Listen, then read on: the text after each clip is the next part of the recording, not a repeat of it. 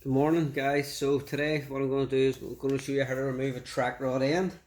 Okay, this is a track rod end here which comes off the end of your steering rack and connects onto your hub. It has a ball joint end in it which allows movement for the wheel. Now this one here has a bit of play in it and it needs removed. Okay, so the way to get these off is there's a locking nut at the back of them which is a 22mm. So you crack that off with a spanner. You remove your 16 nut into the hub, and then you need a hammer to hit the hub gently to drop that down. Once that drops down, we have to count how many turns it comes off the steering rack because it needs to go back on the exact same way. Now, the most important thing about this is once you replace the track rod end, the wheel alignment will most definitely need done again then. Okay, so the first thing you need to do is get a wee bit of WD-40, which is lubricant.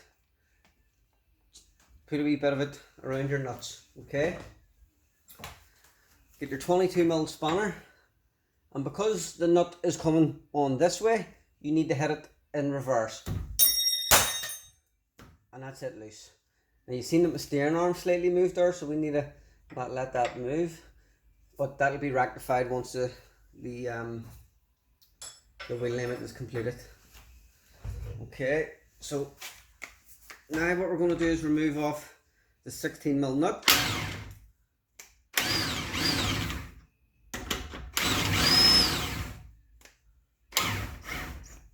Now you see, sometimes these can be a bit difficult to get off.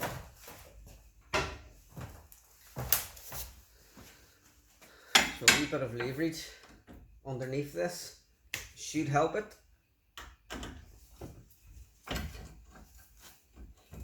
Underneath the ball joint. Yeah.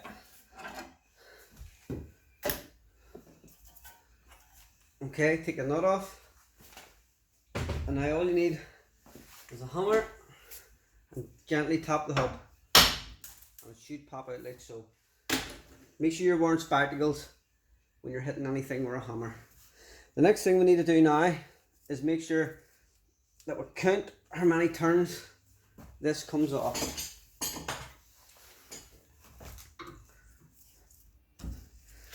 So it was pointing up the way, so full turns is 1, 2, 3, 4, 5, 6, 7, 8, 9, 10, 11, 12, 13, 14, 15.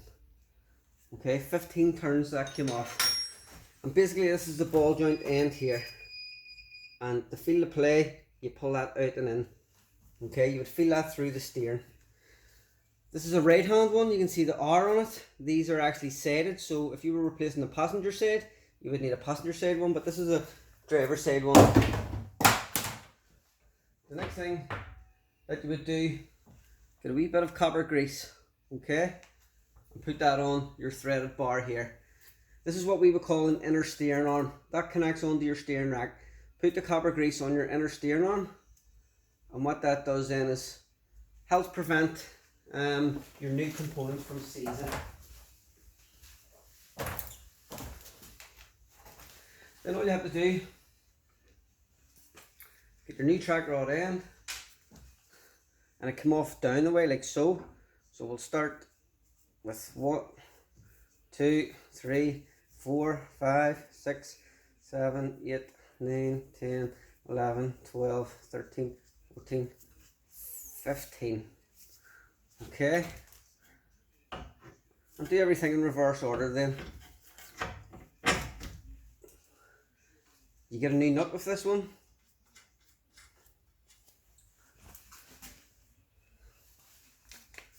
Gently with your ergon tighten that up. Again, it's not tightening. So now I need a wee bit of help too.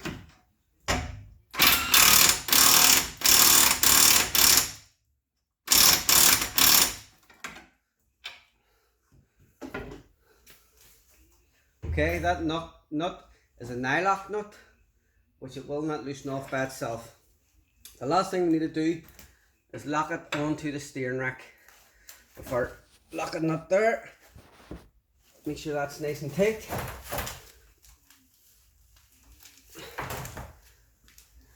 And now I would recommend that customer to get the wheels aligned. That's how you would replace a driver's side track rod end.